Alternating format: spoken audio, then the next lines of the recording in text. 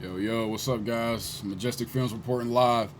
I just want to talk a little bit today, man, about Marvel vs. Capcom 1 and how I got into Marvel and just the series alone. By the way, I have this series right here in my hand. It's not complete, but it's Marvel 1, X-Men Children of the Atom, X-Men vs. Street Fighter. None of these are reproductions, by the way. Marvel superheroes, you know what I'm saying? If I take it out, the game in there, the book is in there. You know what I mean? They in here. I got them. Marvel superheroes vs. Street Fighter.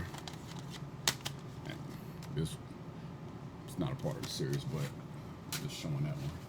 But I got Marvel 2, PlayStation, Dreamcast. I got them.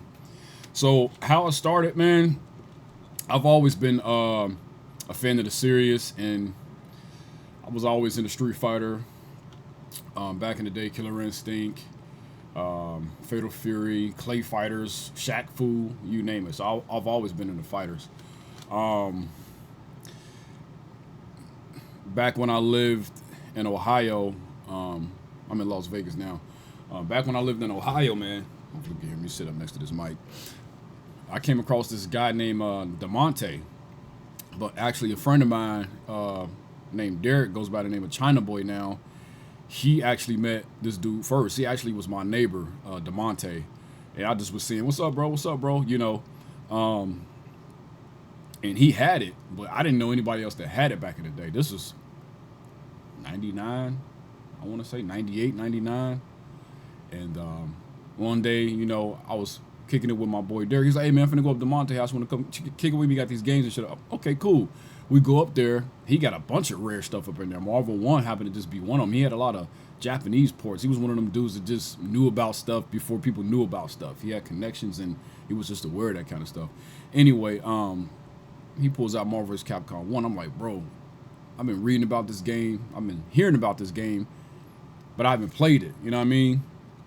And so he popped it in. And instantly, I was just like blown away by the character roster, you know, just the options, the things that you can do. You know, the team, you know, the duels and the double team, the assist, everything. It was just so different from Street Fighter. You know, it was like in a Street Fighter format, but just faster, high flying and jumping and things like that. So instantly, I had fell in love with it. Then he had to kick me out because I never wanted to leave. I never wanted to leave. You hear me? Never. But yeah, after that, man, I didn't really get much of a chance to play it. Here and there, I would go, you know, to his house and play it here and there, but wasn't that often. I didn't really come across it again until I discovered emulators. Couldn't really even tell you how I did that. I was just always surfing around on the web and, you know, looking for games and stuff like that. And I happened to just try it out one day. I downloaded it from this website where it was like, oh, you can emulate these games. I'm like, I don't think my computer's fast enough. I don't think I have the hardware, the tech, hell, even the knowledge to set it up. And I had got lucky one day, man. I fired it up and it started working. I accidentally discovered the online. I clicked on it when I didn't mean to, and it took me to this server. I didn't even know what they were. I'm just like, I'm seeing these names pop up, and, you know, what's the guy named Knox? Regulator Knox and stuff like that. I clicked into the server. It was a bunch of people in there. I seen games being hosted, and next thing you know, I just started playing. But Marvel 1 was not my first main game online. It was actually X-Men vs. Street Fighter and Street Fighter Alpha 3. I have Street Fighter Alpha 3 actually. Got that right here. I got some more games over here too. Break them out in some more videos. But yeah, man. And that's when I started getting into it more and more. I had finally switched over, I want to say like in 2003, 2004, where I really switched over to Marvel 1 full time and really started taking it serious. And then I was learning from a lot of guys like Dr. Chaos. He taught me a lot about Strider because his Strider was on a higher level. I was really into Spider-Man. I really didn't have I wasn't necessarily trying to base my gameplay off tiers, but more so characters that I favor. I'll do the same thing in Marvel too. I don't necessarily try to play the 5-6 characters that are the best tier in the game and go for infinites and stuff like that and special loops and stuff like that. I like to play characters that I really like and try to push them and make them better. and you know, just find cross ups and sauce and strategic approaches and stuff like that. But yeah, you know, came up with the name Mr. Clean. That's my original name before Majestic. I ended up changing it because I just wanted a fresh start and just a different name. Mr. Clean, I'm always going to be Mr. Clean at the end of the day. I just wanted to go a different route. So I just went on ahead and went with Majestic, which I love that name. It's dope, so I just twisted it up, you know, because I felt like it had been a little bit too simple to just keep it how it was, and it, you know, but I like how it's spelled regularly, but I like how it is now too. But yeah, man, I just kept playing against people that were highly experienced. You know, you had Vice. Vice taught me how to play War Machine, and once we got the GGPO, I took interest in him a little bit. It's a lot of guys, man. That's a lot of names. If you watch my intro, you will see all the names scrolling across the bottom. You know what I'm saying? I try to remember everybody that was there before me, you know, after me, the clans and stuff like that. It was good, man. It was a lot of fun. I spent a lot of time. You know, when you really enjoy something, even if it's difficult, you having fun with it, you'll go through the trials and tribulations, and you'll learn, and you'll pick up on your gameplay.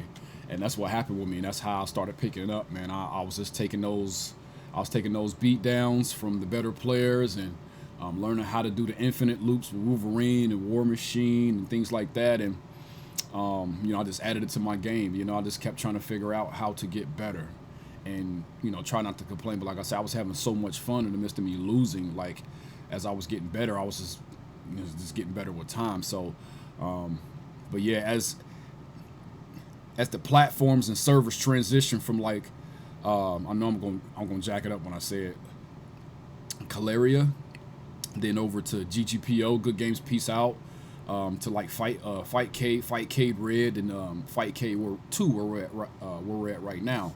A lot of new players, a lot of new faces, a lot of Hispanic guys are in there now. You know, I don't want to say they run the server, but it's just they run it in terms of traffic. Like, it's just, you know, because a lot of players, great players, have come and go.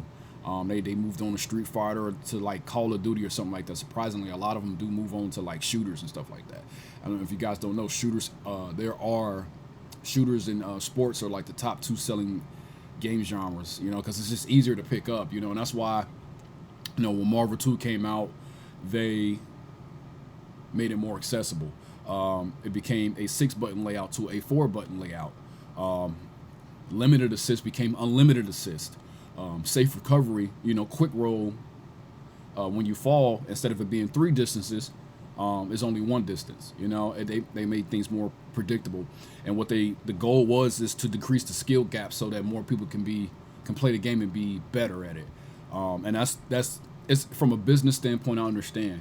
From a hardcore fan standpoint, it was rough, man, because I was just like, well, damn, you know, don't fix it if it ain't broke. But so many players weren't able to execute everything that was in the game, and they felt left out. They felt like it was too hard, too challenging, so they move on. So, and you know, the gaming companies were losing money because people just couldn't adapt and learn these games. You know, it's not for everybody.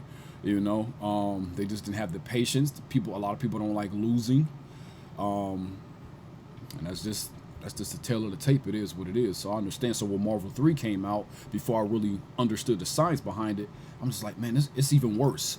There's no input to roll. You just hold left or right.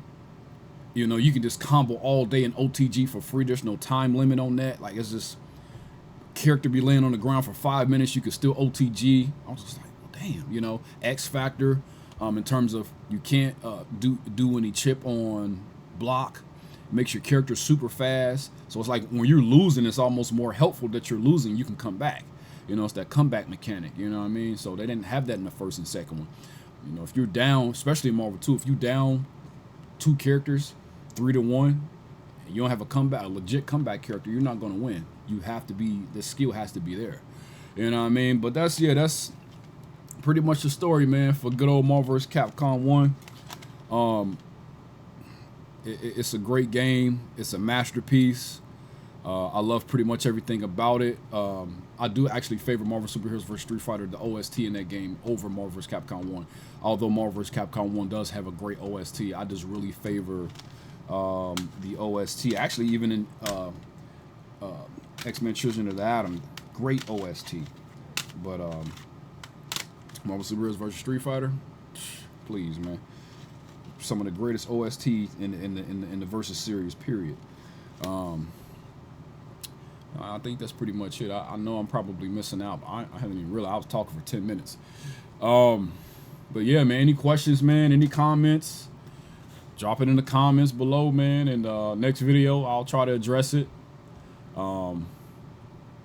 If people want to know what I play on a PlayStation 3 pad's my go-to. Started off with the PlayStation 2 pad. Casually, I'll bring out this big boy right here that I got from Evo 2021. Real dope, real soft. I can just go like this and it'll register, you know what I mean?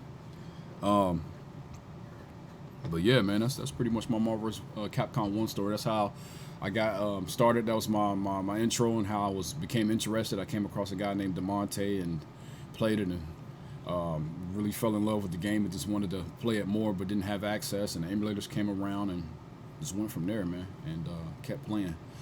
So, but yeah, man, it's Majeztik Filmz, man, signing off. Like I said, if you guys got any questions, any inputs, drop it in the comments, man, and I'll address it in the next video. Holla.